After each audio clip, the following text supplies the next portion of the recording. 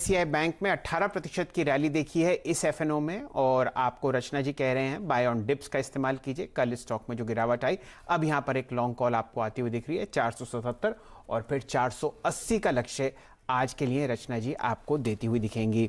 हमारे आखिरी कॉल लेने के सदस्य हैं श्री मयूरेश जोशी साहब। जोशी साहब, स्वागत है आपका। बताइए कौन सा जोशीला काउंटर आप प्रस्तुत कर रहे हैं हमारे ट्रेडर्स और इन्वेस्टर्स के लिए आज के दिन।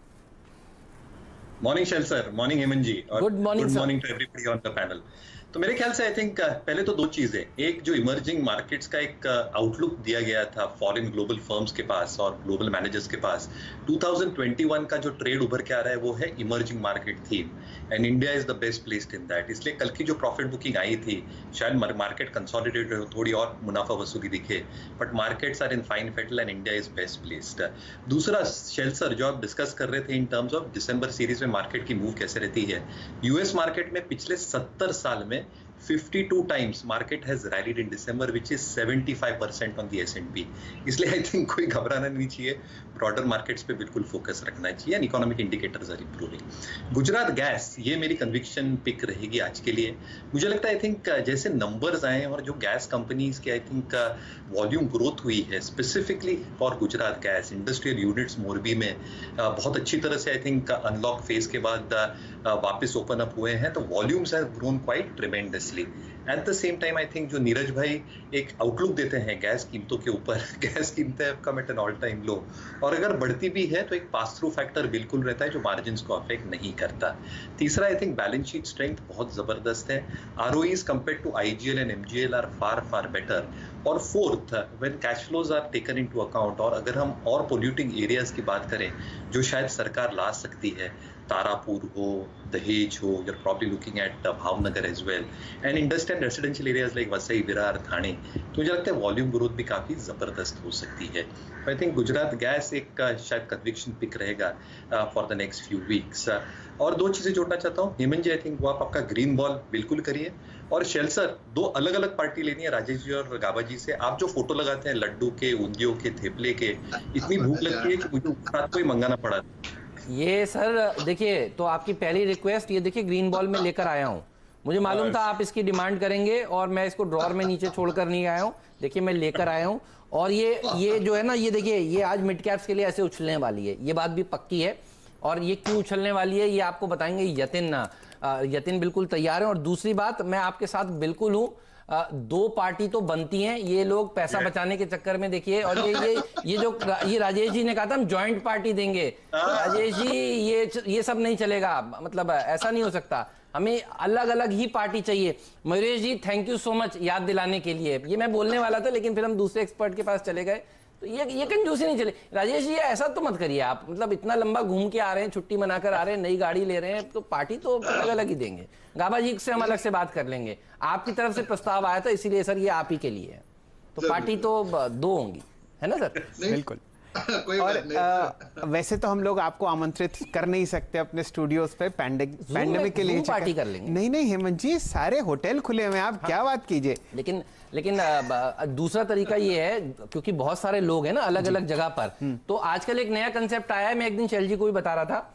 वो ये है कि आप एक केटरर से कहिए कि ये आप पार्टी में रखना चाहते हैं, और आजकल क्रिएटर्स ऐसे भी हो गए हैं, वो पूरे बॉक्सेस जो हैं वो जितने लोग यहाँ पर मौजूद हैं उन सबके घर पे डिलीवर कर देते हैं, और उसके बाद फिर जूम पर मीटिंग करते हुए वही सब भोग आप कर सकते हैं। तो सर टेक्नोलॉजी ने हमें देखिए बहुत सारा कुछ चीजें सिखा दी हैं। इस पर हम लोग बात करेंगे शो के बाद, क्योंकि यतिन इंतजार कर रहे हैं बताने के लिए कि ये ग्रीन बॉल जो है वो बाउंस क्यों करने वाली है। यतिन बताइए, सबसे बढ़िया खबर तो दरअसल आप ही के पास है, सेबी ने आखिरकार सुन ली। तो देखिए हेमंत, आज सेबी की बोर्ड मीटिंग भी है जी हाँ, लेकिन क्योंकि आपने तेजी की बात छेड़ी है, तो सेबी का बहुत अहम फैसला यस्टरडे आया, एक सर्कुलर आया जहां मार्जिन पे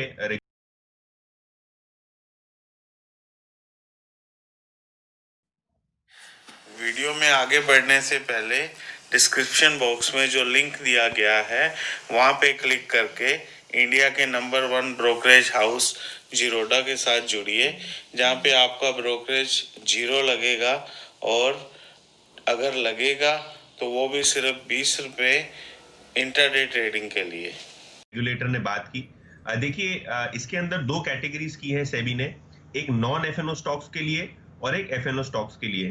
तो जो यस्टरडे का सर्कुलर आया है वो नॉन एफएनओ स्टॉक्स के लिए आया है, खास करके मिड कैप स्टॉक्स के लिए आया है। इस नियमों के तरह हिसाब से जो कैश मार्केट में नॉन एफएनओ स्टॉक्स के लिए मार्जिन बढ़ने वाला था वो हाल फिलहाल सेबी ने इनडेफिनेटली पोस्टपोन कर दिया है। तो जो एक्स्ट्रा मार्जिन आपको देना होता था इंट्राडे ट्रेडिंग के लिए, लेवरेज ट्रेडिंग के लिए, तो वो सेबी ने हटा दिया है फॉर द टाइम बीइंग, और 26 नवंबर की क्लोजिंग से ये फैसला लागू होगा। तो आज का जो क्लोज आएगा उसके बाद से जो मार्जिन कैलकुलेशन ब्रोकर्स करते हैं तो कहीं ना कहीं उसका सीधा फायदा जो है काफी सारे लोगों को मिलेगा। इसके अलावा 20 मार्च को ये मार्जिन बढ़ना था और कई फेजेस में मार्जिन 40% तक चले जाता था इंट्राडे ट्रेडिंग के लिए, तो ये अब नहीं होगा। इसका मतलब ये है कि जो आप डे ट्रेडिंग करते हैं, बीटीएसटी करते हैं, तो इसमें सीधे सीधे छोटे निवेशकों का फायदा होगा, ट्रेडर्स का फायदा होगा, क्योंकि पहले जो मार्जिन शेल आउट आपको करना था वो आपको अब नहीं करना होगा। तो ओवरऑल बेसिस पे ये एक बड़ा फैसला आया है। अच्छा, ये जो market wide position limit SEBI ने एफएनओ स्टॉक्स के लिए लागू की थी वो भी हटा दी गई है। तो इसके अंदर ऐसा था कि अगर 5 दिन के भीतर कोई स्टॉक 10% का मूवमेंट देता है तो उसका मार्केट वाइड लिमिट जो है 50% कर दिया जाता था। इसका मतलब ये है कि काफी सारे स्टॉक्स बैन में चले जाने की कगार पे थे, तो अब ये भी फैसला रिवर्स कर दिया है सेबी ने।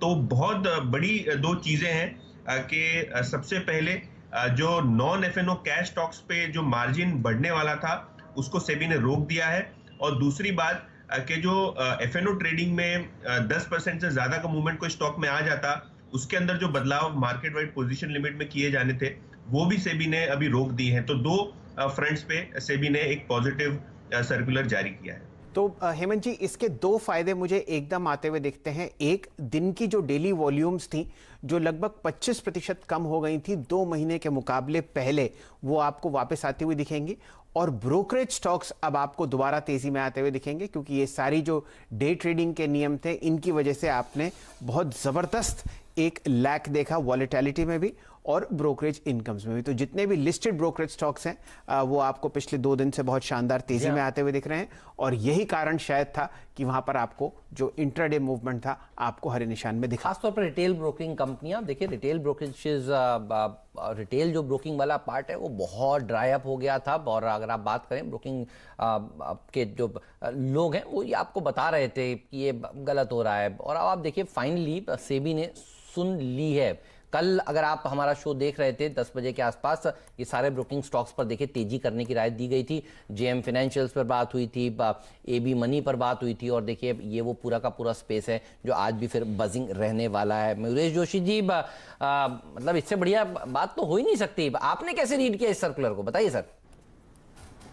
बहुत बढ़िया सर्कुलर है Hemant ji, I think, and it had to roll back थोड़े हफ्ते पहले, आई थिंक, बट देर से आया बट आ गया है, and that is very very positive broader markets के लिए। तो मुझे लगता है आई थिंक जो मार्जिन की दिक्कतें हो रही थी बाइंग सेलिंग के टाइम पे, I think all that is behind, और ब्रॉडर मार्केट्स में आई थिंक जो आप राइटफुली कह रहे थे, आई थिंक जो अभी मोमेंटम दिखेगा वापस, I think that can be trend.